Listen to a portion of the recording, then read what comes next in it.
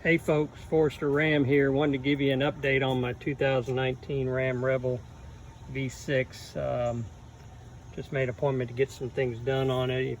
Pulled up my floor mat and it's all soaking wet, which tells me I've got a evap leak on my air conditioning, or something's causing water to get in here. So it's gotten warm here in Kentucky, and that's a disappointment. The other thing I've got is this is not locked.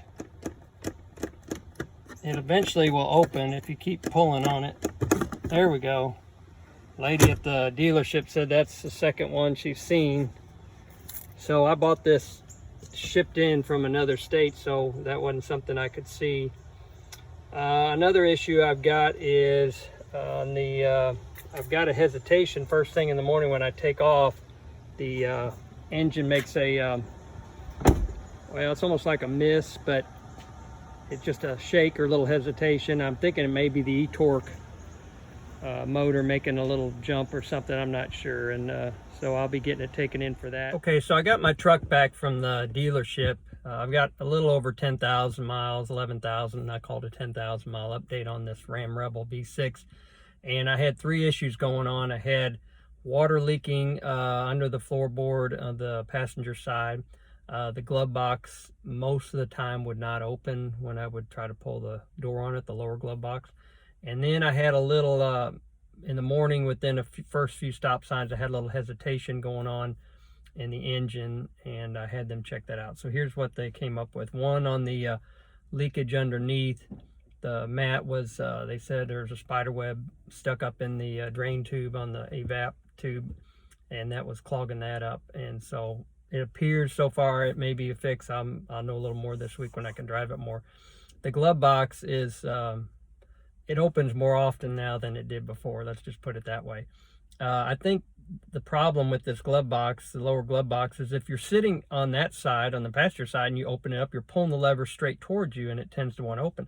But when you reach over, which is most of the time when you open it, and you pull on that door, you're actually pulling the door and the whole box towards you, and that's what causes the latch to jam and it doesn't want to open. So I may just have to get in there and start filing on something to get it to work. I'm averaging 17.8 miles a gallon. Here's what the magic sticker says: 21, average 18 or 19 to 24. And I knew I wasn't naive enough to think that I was going to get those kind of mileages with that truck. Now I will say my previous generation V6, it said 16 to 23, and I had consistently got about 18.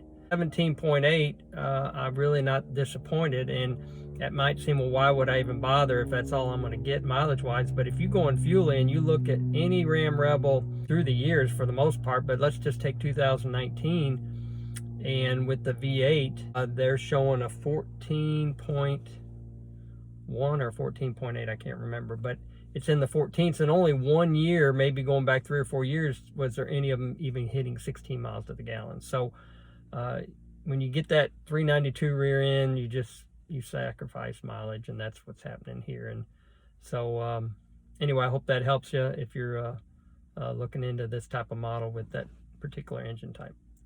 Give me any comments or feedback. Appreciate everything, and hope you can subscribe to my channel. Thank you.